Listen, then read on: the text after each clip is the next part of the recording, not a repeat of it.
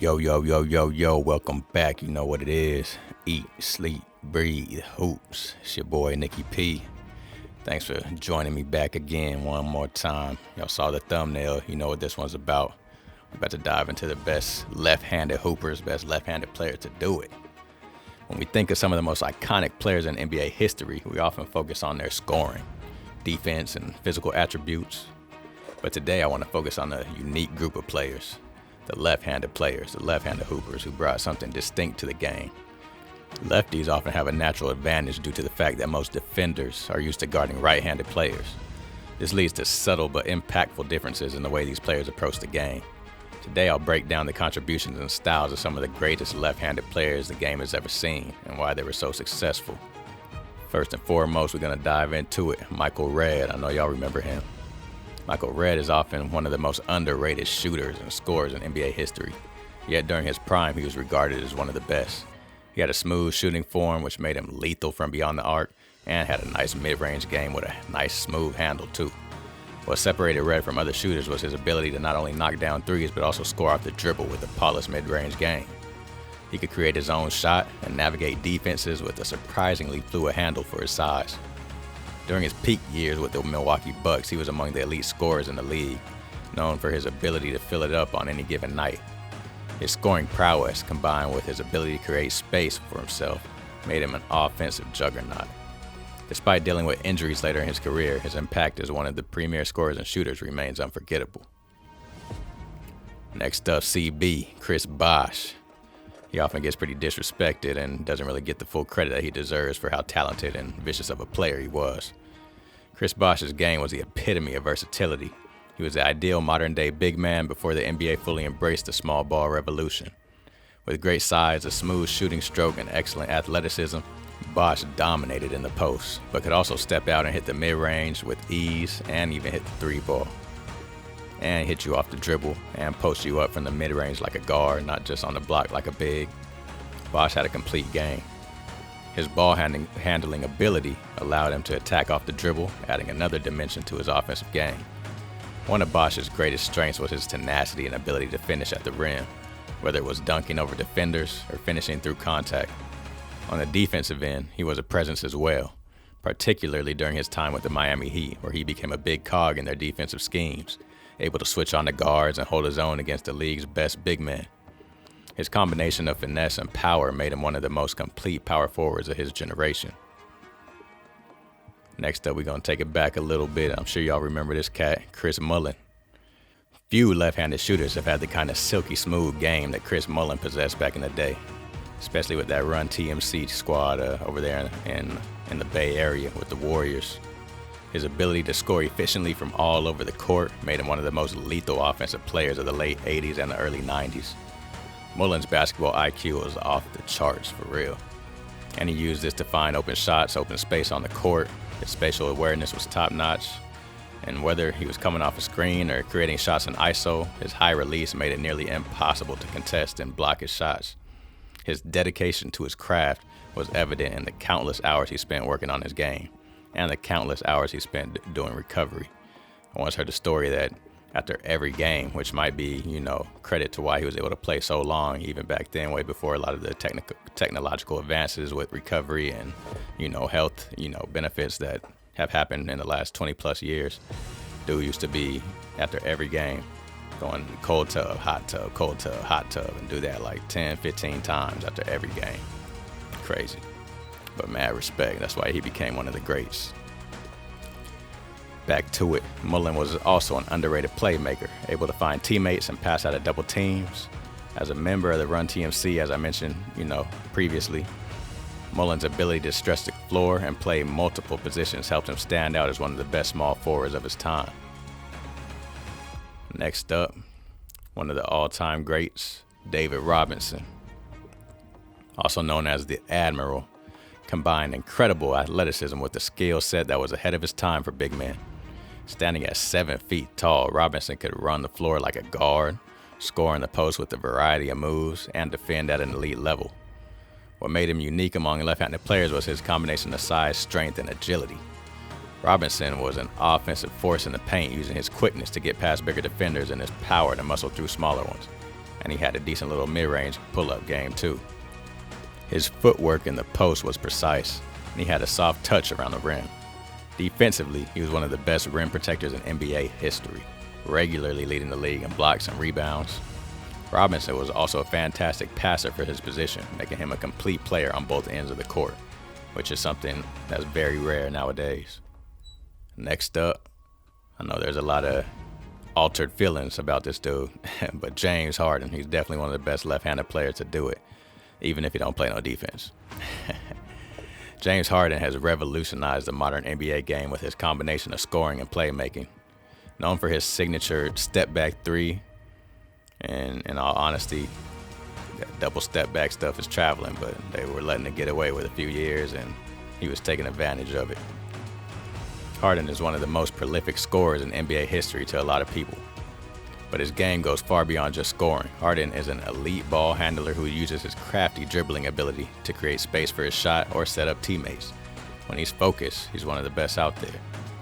His vision and passing ability make him one of the best playmakers in the league, and he consistently finds teammates in the right spots. And I should say, made him one of the best playmakers in the league in the past. His game is diminished a little bit, to date, but we'll see what he could do this following season because he's still showing glimpses of being able to go out there and get 30, 40 or have big games and, have big assist numbers. So we'll see how it goes this year. And when there's been times where he didn't really stay in shape too, so that's a knock on him, and that'll be always a little blemish on Harden's career, but nonetheless, the man is one of the best left-handed players to ever do it.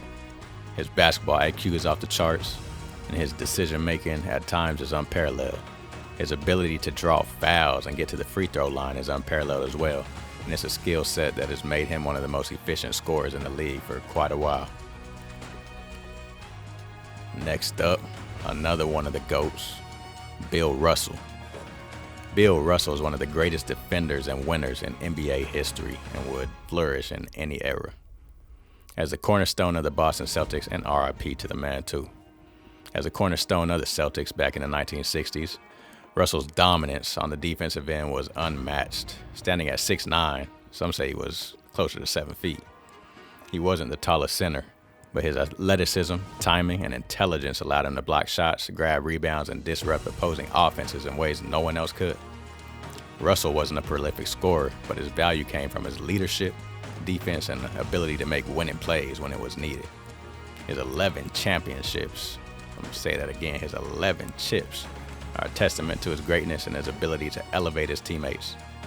Russell's impact on the game extended far beyond his individual stats, as he was the ultimate team player who focused on doing whatever was necessary to win.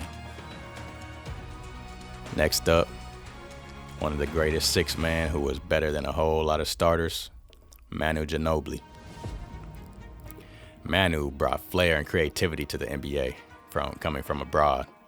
As one of the most exciting and unconventional left-handed players, Ginobili's game was a blend of European finesse and South American intensity, and you saw it every time he stepped foot on the court. Known for his incredible ability to drive to the basket and finish with acrobatic layups, Ginobili constantly kept defenders on their heels.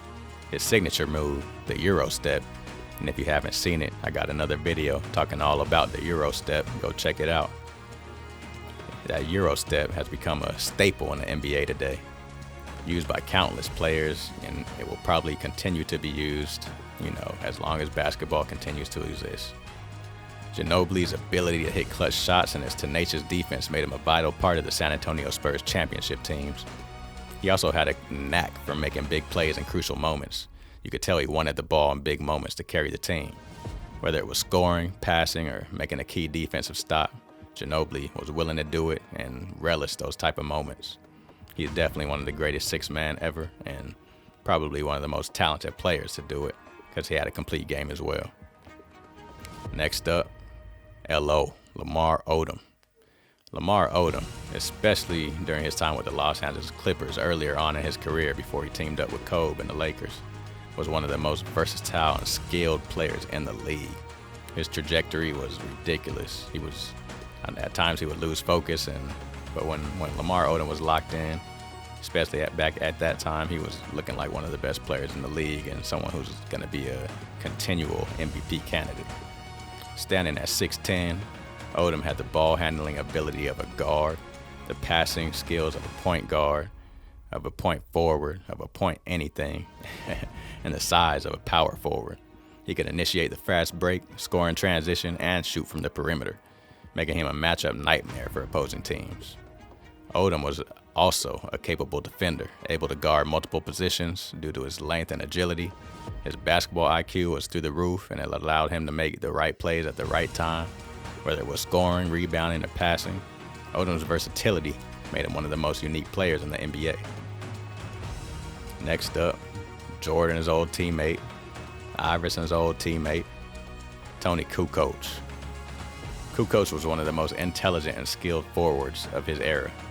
Known for his high basketball IQ as well, Kukoc had an incredible feel for the game and often made the right play at the right time. He was a capable scorer, shooter, and passer, and his ability to handle the ball at 6'10" allowed him to make plays at multiple positions. You saw how well he gelled over there with the Bulls, and you go look up his film overseas too. Toni Kukoc was nice for an extremely long time. He had a smooth shooting stroke and was particularly dangerous in big moments, as he had a knack for hitting clutch shots. His playmaking ability was underrated, as he could find teammates with pinpoint passes and set up fast breaks like it was nothing. Kukoc's versatility and basketball IQ made him a key contributor of championship teams, particularly with the Bulls, as I mentioned previously, during their second three-peat. Next up, Big Z-Bo, Zach Randolph, for those not familiar. If you ain't familiar, get familiar. Go look him up. Look up his career, especially with the Portland Trail Blazers back in the day. It was a beast. Randolph may not have been the most athletic player on the court, but he more than made up for that with his physical ability, skill, and high basketball IQ. Randolph used his size and strength to dominate in the post, where he could bully defenders and score with an array of moves. Despite not being one of the most quickest or explosive players, despite not having a high vertical, he got the job done night in and night out. Randolph had great footwork and was a master at positioning himself for rebounds and easy baskets. His mid-range game was also a key part of his offensive arsenal, allowing him to step out and knock down jumpers, making sure the defense couldn't slack off and just lag out in the paint. Randolph's toughness and physical ability made him one of the most feared players in the paint, and his ability to consistently produce double-doubles made him one of the most reliable power forwards of his time. So in conclusion, left-handed players in the NBA have always brought a unique twist to the game, often catching defenders off guard with their unconventional styles. From Michael Redd's shooting prowess to Z-Bo's toughness in the post, each of these players brought something special to the table. Whether it was David Robinson's athletic dominance or James Harden's offensive brilliance, these left-handed players have left an indelible mark on the league, and their contributions will be remembered for generations to come. And with the rest of my videos, if you've been keeping it to, you know how it goes. I'll give you the 10, y'all give me the order. Throw it in the comments section. If you think I'm missing a lefty that's up in that upper echelon, let me know. Holla at me. Once again, this is Nicky P. I'm signing out. Eat, sleep, breathe, hoops. Until the next one. Peace.